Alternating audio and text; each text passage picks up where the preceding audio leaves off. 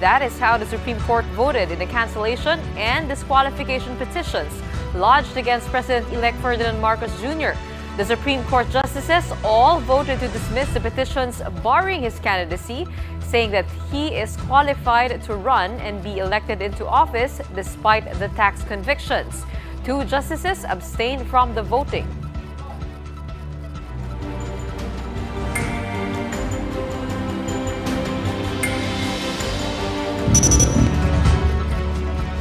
Time for the day's biggest headlines. I'm Gretchen Ho. You're watching The Big Story. With less than 48 hours to go, it seems like there really is no stopping Ferdinand Marcos Jr. from being the 17th president of the country. The Supreme Court on Tuesday has decided to junk all petitions questioning the validity of his candidacy in the 2022 polls. Marlene Alcaide with The Big Story. There is no longer any legal impediment to the presidency of Ferdinand Marcos Jr. The Supreme Court has dismissed 2 petitions questioning his candidacy, saying that he is qualified to run and to be elected to public office.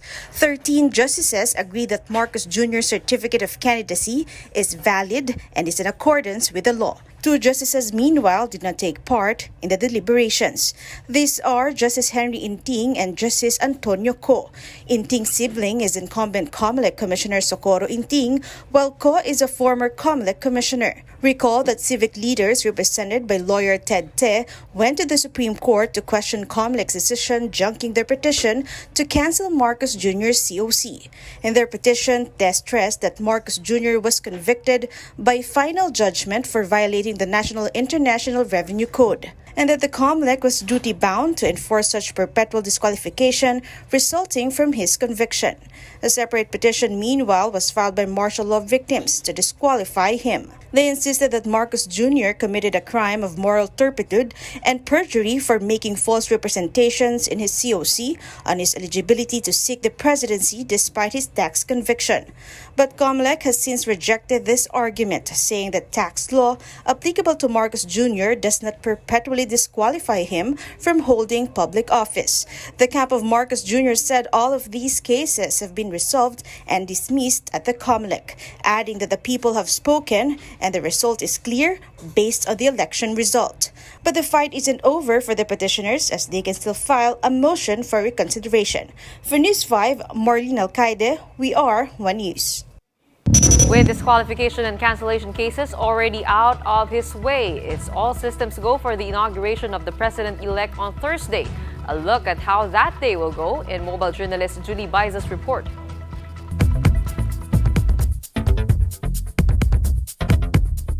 Solemn and peaceful. That's how incoming President Ferdinand Marcos Jr. describes his inauguration on June 30 at the historic National Museum.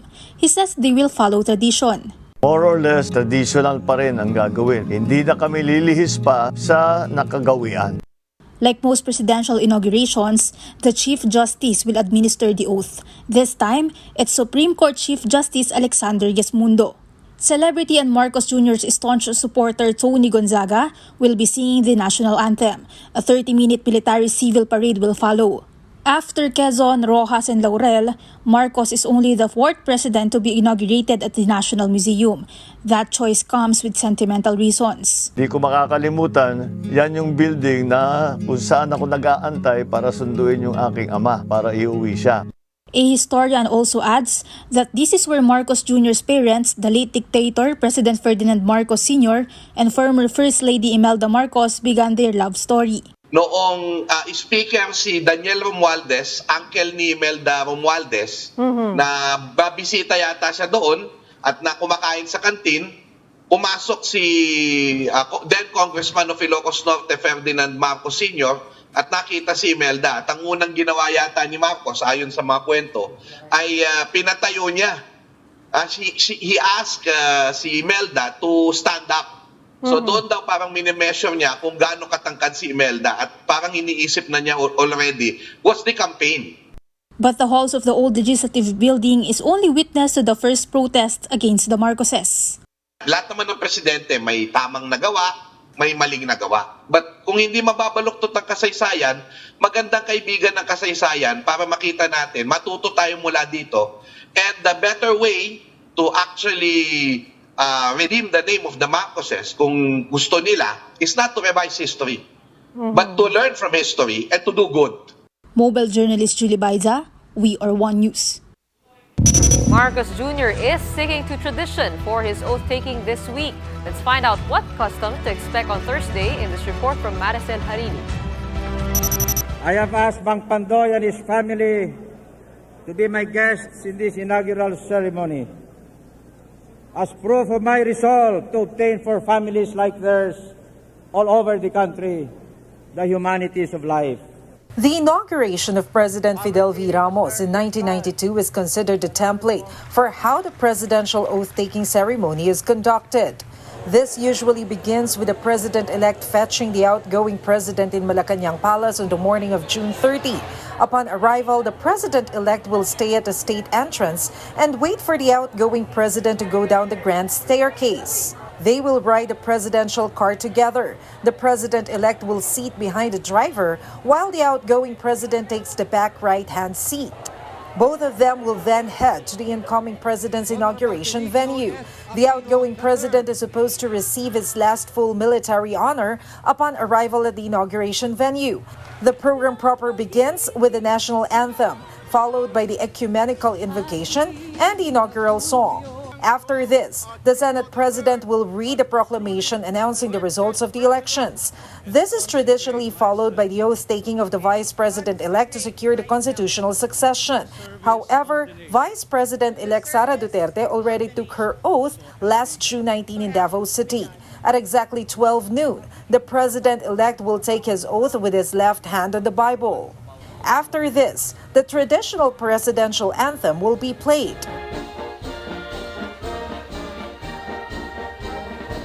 The Armed Forces of the Philippines will then give the first 21-gun salute to their new commander-in-chief.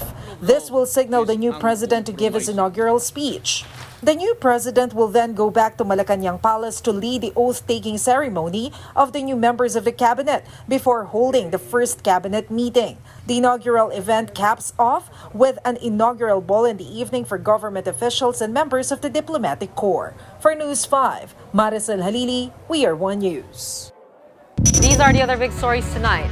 Outgoing officials of the LTFRB have 2 days to decide on the request of jeepney drivers for a 2 peso fare hike as oil price hikes show no signs of abating. Meanwhile, despite rising COVID cases, Metro Manila remains under alert level 1 until July 15 following the interagency task force's new guidelines. And a win for low-income solo parents as the measure providing them with a 1,000 peso monthly cash subsidy passes into law. What other benefits are in store? We find out when the big story returns.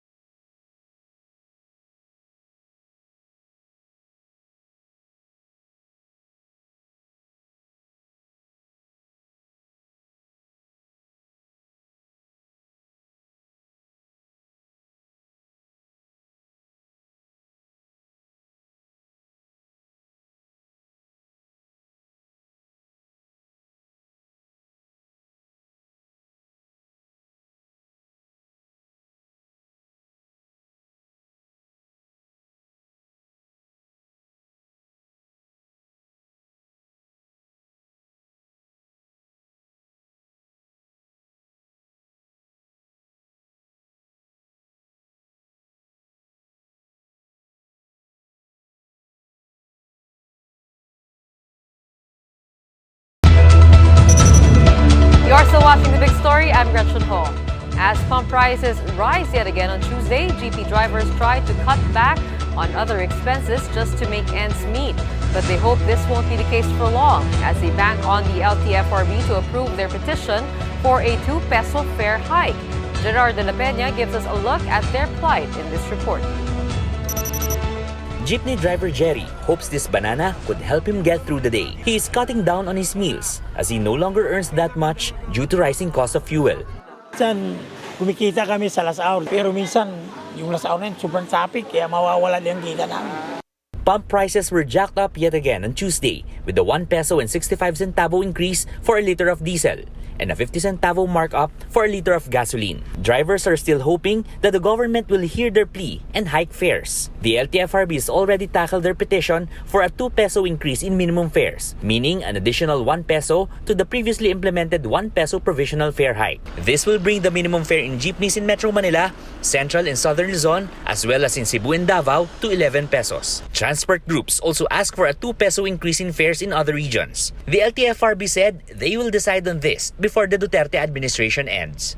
It will impact not only the operators and the drivers, but the commuters as well. Not only that, but there is also a factor on the effect on the economy, the inflationary impact.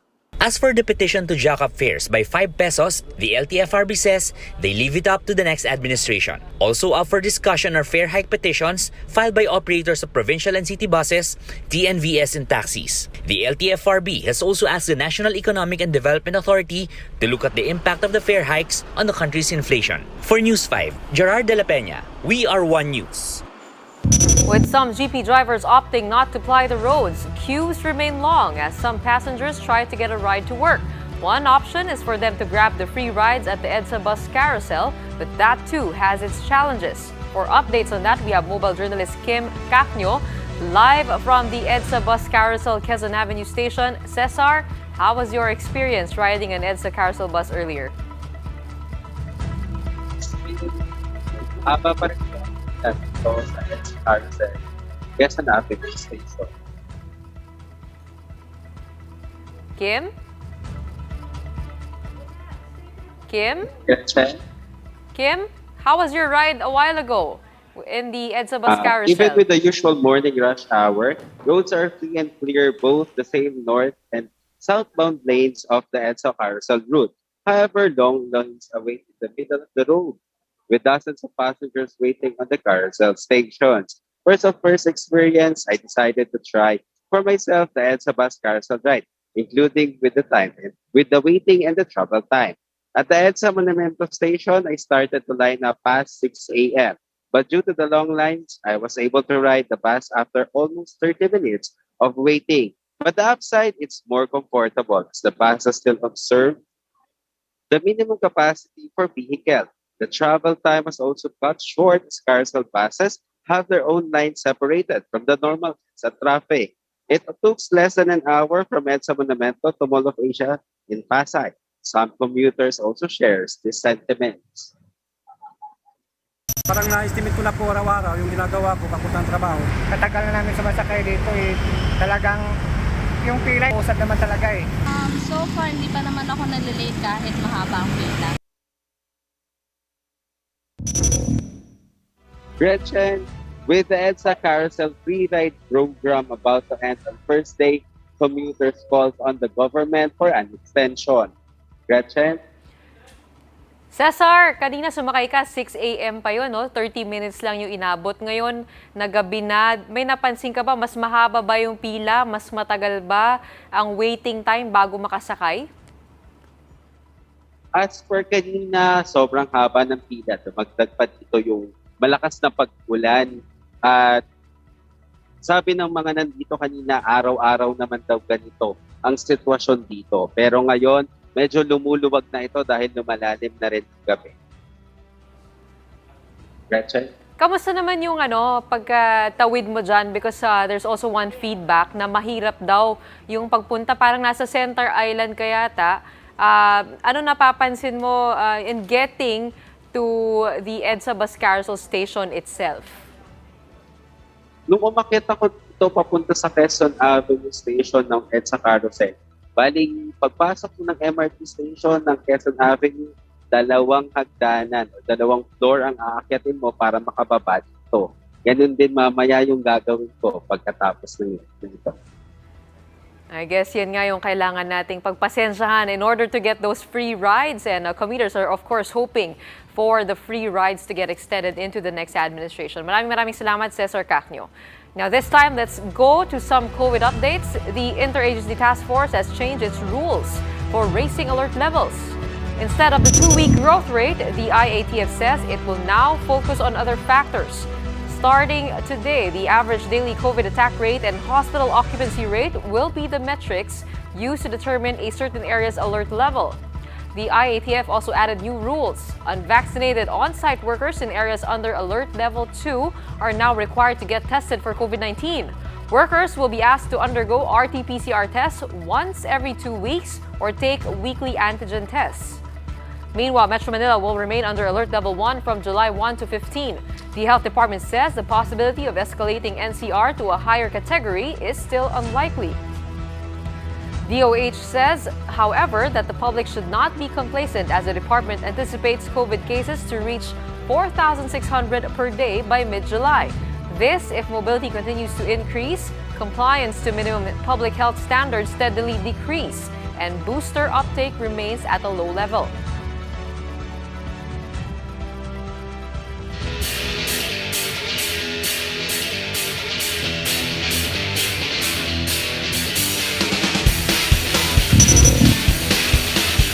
For the big story in sports, Gilas Pilipinas men's basketball team has arrived in New Zealand as they prepare for the third window of the FIBA World Cup Asian qualifiers. Gilas will face New Zealand in Auckland on June 30, just a few months after their recent encounter with the Tall Blacks, where Gilas was dominated by the national team 88-63. Since then, Gilas has made a ton of changes with its roster and coaching staff, with Serbian Kiwi national Nenad Vucinic currently at the helm. Gilas, though, will only be fielding in 11 players for the third window, but Coach Nenad believes they can put up a good fight. New Zealand is a very, very tough team. They got some size as well, and they got a lot of experience, a lot of quality. But, you know, we just have to do what we have to do. Time for another quick break. When we return, Senate has released its list of suspected protectors and smugglers in government, including high-ranking officials in the Fisheries Bureau and Customs. And discounts, tax exemptions for certain baby products, and more subsidies will be received by low-income solo parents under a newly passed law. More of these big stories after the break.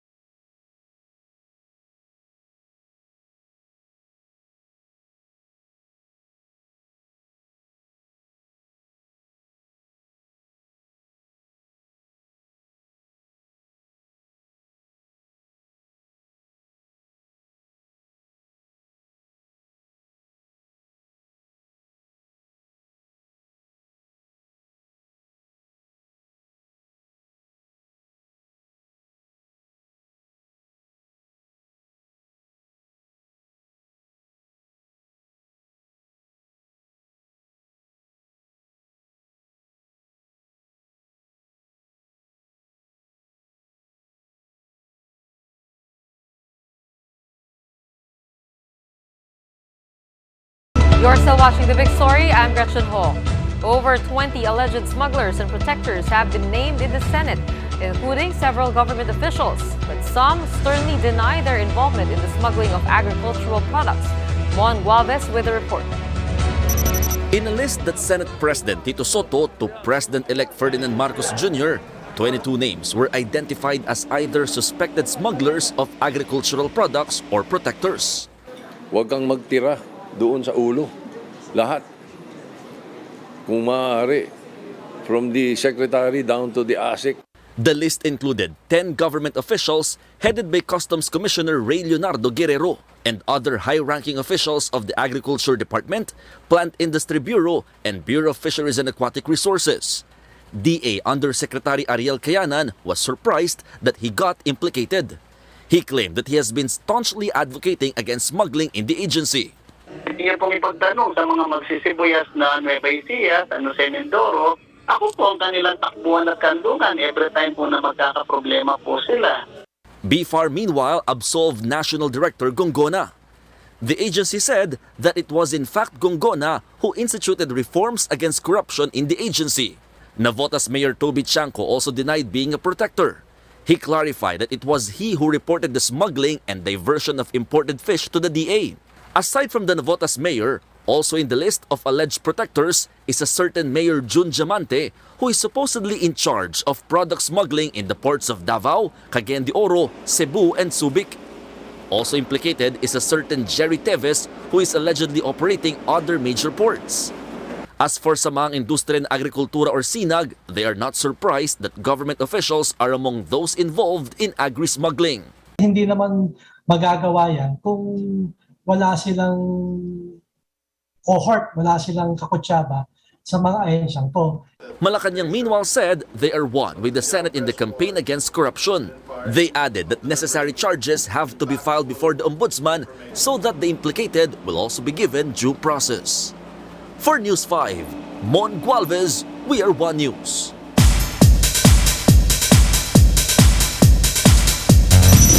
Crash landing on new stars Son Ye-jin and Yunbin are going to be parents. Ye-jin shared the happy news on Instagram as she wrote, quote, "A new life has come to us." The actress added that she can already feel the changes in her body. Fans cannot keep calm as they send their well wishes to the couple. The newlyweds tied the knot in March this year after dating for 2 years. Congratulations, Bin Jin. Over in Hollywood, actor Ben Affleck's 10-year-old son Samuel got into a small fender bender. That's after Ben and girlfriend singer-actress Jennifer Lopez went to a luxury car rental dealership along with Samuel. According to the reports, the kid hopped into the driver's seat of a Lamborghini and accidentally backed into a BMW. Affleck's representatives reportedly said that no damage was caused and those involved are fine. For News 5, MJ Marfori, we are One News. Great news for solo parents. This as the expanded Solo Parents Welfare Act, which grants more benefits to single parents, has lapsed into law on June 4. Now, under the new measure, a solo parent shall have a parental leave of not more than 7 days. The law also allows for a 1,000 peso monthly cash subsidy for solo parents earning minimum wage, as well as a 10% discount on certain medicines and food supplements for children 6 years and below. Now, other benefits also include priority in low-cost housing, PhilHealth insurance coverage, and educational scholarships for children, among others. Well, good news to end the day. And that wraps up today's Big Story. Catch us again tomorrow at 8 p.m. on Signal Channels 8 and 250. Please like our Facebook page, One News. For more in-depth analysis, visit our webpage, onenews.ph. Mask on, wash hands, and get vaccinated, Philippines. On behalf of Robbie Alampay, my name is Gretchen Ho, and we are One News.